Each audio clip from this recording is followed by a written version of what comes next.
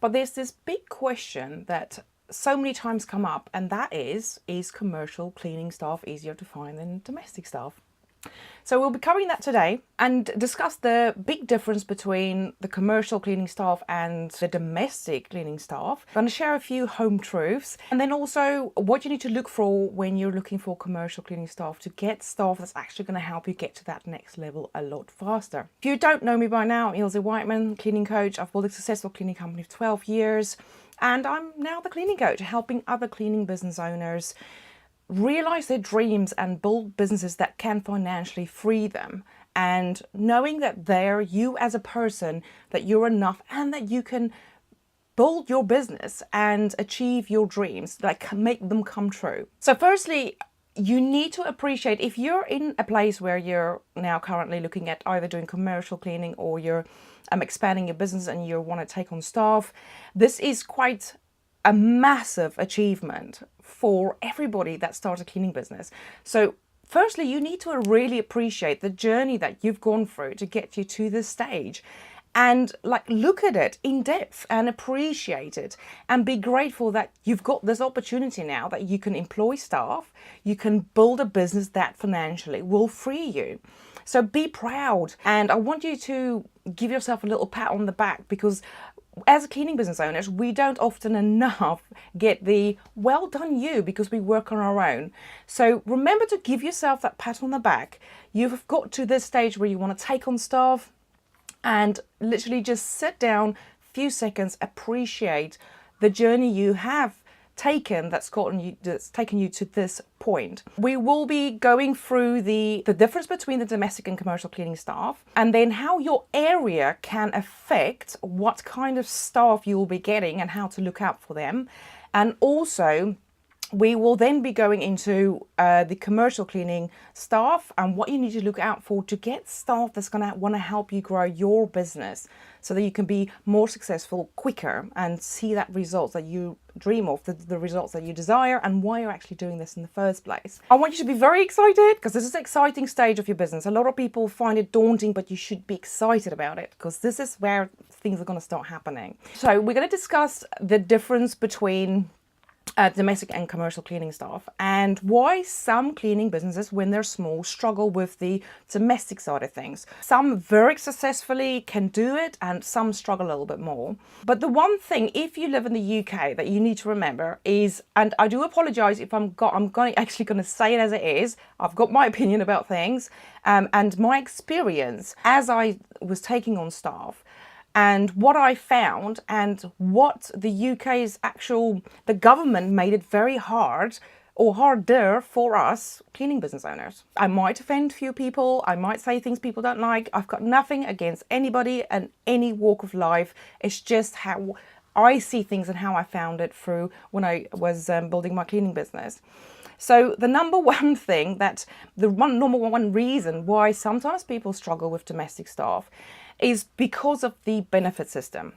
Now, once again, I've got nothing against the benefit system, but there's a few things that you need to remember and that you always need to bear in mind when you're trying to find staff, because this is where the big struggle comes in. Well, people think they struggle, but once you sort of open your mind to a few things, it does become a little bit easier. So the first thing is, obviously, we've got the benefit system in the UK. By the way, if you live in any other country, you haven't got this big, massive problem that we have. So you've got no excuse. So the benefit system allows people, obviously, if they can't find work or if they've had children, but to help people that don't earn a lot. And don't get me wrong, our government's awesome for doing that, for helping people that haven't got the opportunities. And it's just awesome for us as a country to be able to offer this.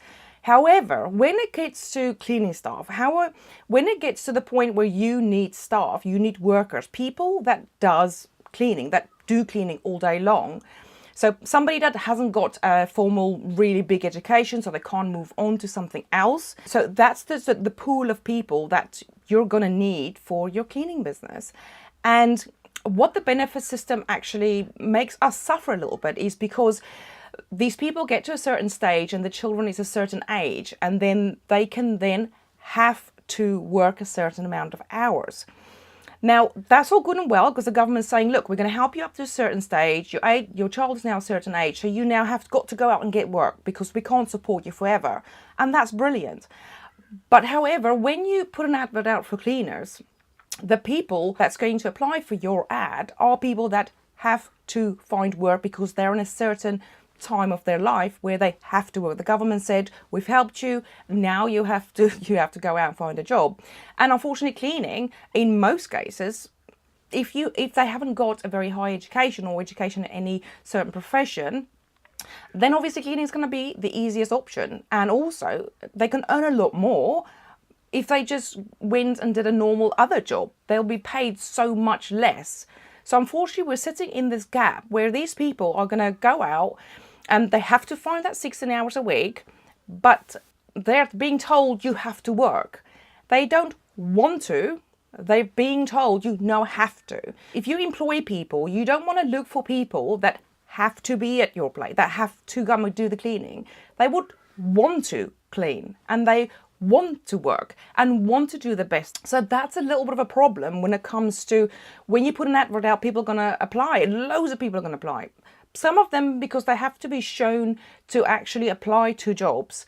Some of them because they actually really want to work, but you have to sift through them.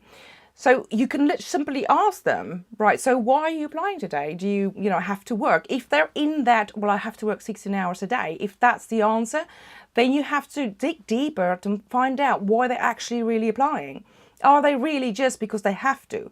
Because that person might not give them their full self to you. They're not going to, want to help you to really grow your business. They have to be there. That's what they, have to do. So if, it's like that thing that you need to do and you don't want to do it. So you're not going to do it. But unfortunately, if you attract these kind of people and employ these kind of people, they're just going to be there. They're going to be sick a lot. You have to figure out what kind of person they are inside and attract people because of their personalities, for who they are and not for what they have to do. And I think that's why it makes it so much easier when it comes to commercial staff, because you can actually target a different kind of person with different work ethics. I'm not saying the other people don't. I'm not trying to offend anybody, but that's why commercial cleaners are easier and you can grow your business so much faster just by getting the right staff members. Because obviously if you get the right staff member, it's like they are their own weight in gold, and then you need to hold on to them.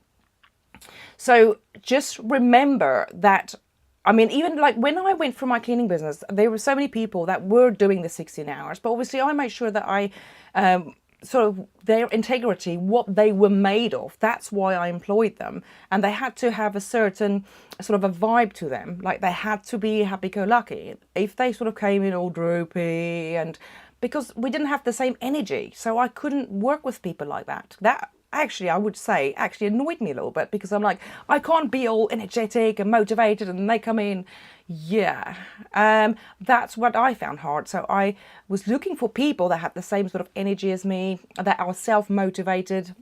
That's the kind of people I worked well with, and people that were very appreciative of what they got. Not people that went, well, you have to give me a job and, I have to go to work kind of thing. It's the attitude as well, what they sort of give you, what they think of themselves in terms of value as a person. I had so many people then, I could see some of them were doing really, really well, even if they had to be at work. Obviously, you train them in a certain way. But then I was thinking, okay, they are doing really well, and the training, they're going through it, and customers are loving them, and we're going through the whole process. And quite a few of them, I was like, okay, let's sit down. I would love to take you on full time as a supervisor, as a manager, but I would like, obviously, my staff that started at the bottom to bring them up and to train them myself to become the manager or the supervisor. I didn't want to get other people from the outside in to do it. They needed to know my business and my standards inside out to be able to progress to the next level. And, honestly, one thing I was never able to achieve was the fact that I could pay them enough to warrant them actually coming off benefits. And I'm talking like 15, 16, 17 pounds an hour.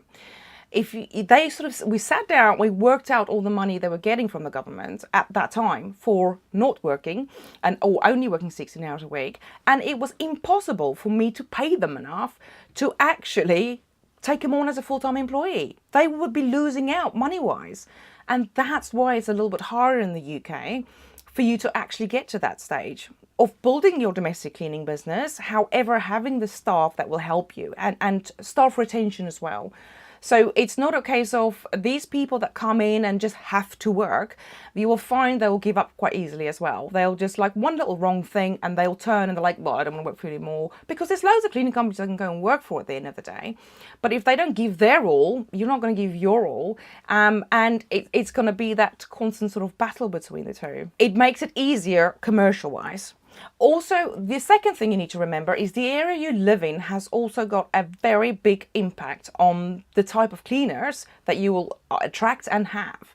So if you live in an area, say for instance, that's very cash rich, say for instance, there's loads of people, loads of massive houses, and not necessarily you yourself, but there is a lot of rich people in your area. Then you're in the sort of area, what I call as sort of cash rich, where there's a lot of people that want cleaning, but nobody wants to do the cleaning. And in reverse, you can be in an area that's very poor, that hasn't really got a lot of big houses. You're going to have a lot of people that want work, but you're not going to have the customers. So what you need to do is either expand your area for either of those. So if you live in a poor area, you expand your area to a rich area. And if you live in a rich area, you expand your staff into the outside areas, into the not poor. I say this poor. I don't mean anybody offense. It's not poor. They just don't earn quite as much money. But you might be stuck in this area and you can't get staff because the people that's in your area are too rich, so nobody in your area wants to work. Get staff from the outside in and be willing to spend a bit more on travel cost to get the staff in to help you with that. And the same goes for, obviously, if you live in an area that's mostly just people wanting work, then expand your area that you cover where you work and then pay that staff members extra to go out of your area a little bit. So you have to bear in mind the area you live in could affect what staff you get. If you agree with me so far, this all makes sense, remember to comment cleaning boss down below. And also, if you're watching the replay, remember to comment down below #replay so I know who watches this live and who actually watches the replay. So the third thing is why commercial cleaning staff are easier to find and what to look for when you do employ your staff for commercial cleaning. So what I mean by commercial cleaning is obviously the out of hours cleaning. For one, you can charge a lot more as a cleaning business because it's out of hours. However, the nice thing is it's mostly key jobs. So it's evening or very early morning cleaning. So there's no during the day cleaning. There are commercial cleaning that are done during the day, but when you first start, stay away from that as much as possible until you get the commercial side of the early mornings and the evenings really build up and you get to a place where you've got staff behind you, where you're building systems in your business and you're free to concentrate on getting the customers and getting the staff in. So you'll have people doing all the cleaning and you'll have people doing all your admin and you'll have an accountant. When you get to that stage, that's when you expand. So what to look for in commercial cleaning is, and this is where the exciting part came in, and this is where I realized how much easier it was to find the staff, is the fact that the people that were applying for the jobs were different kind of people.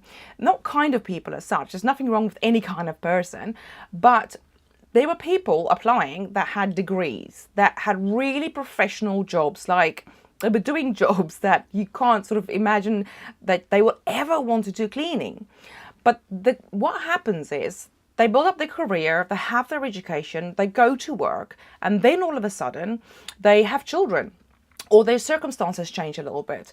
And once that happens, they're at a point where they have to stay home to look after their children, or they have to obviously get a childminder.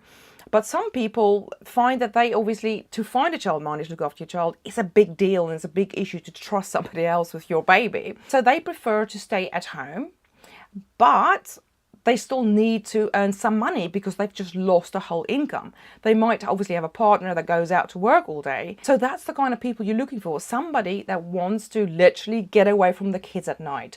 Somebody that had a professional job, that was a secretary or, you know, had a degree in something, but now they've had a child, they're at home, and believe me, there's a lot of people like that in that situation. So what you're technically doing is helping them out by getting away from the kids. And I know a lot of people might cringe at getting away from the kids, but hey, we all need a break sometimes. And that's what most of my commercial cleaning staff told me was like, this is an escape. Like, I can get away from my 4 kids or my 3 kids, home all day with them, especially school holidays. My husband goes to work all day, so when he gets home at night, I can have some me time and I'm earning money while I'm doing it.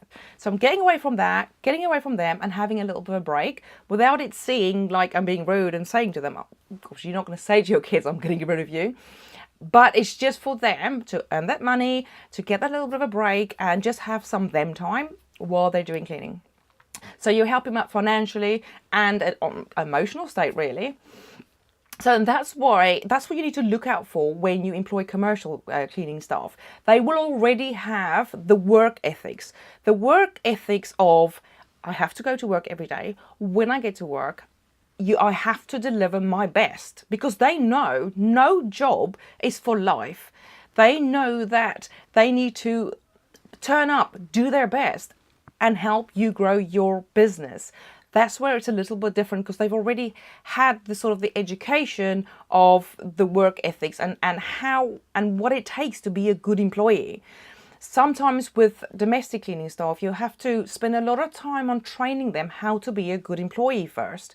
Like, you need to turn up on time. You need to, look decent. You need to present decent. You can't swear. There's a lot that you need to train people that haven't had professional jobs or that didn't work for a very big company.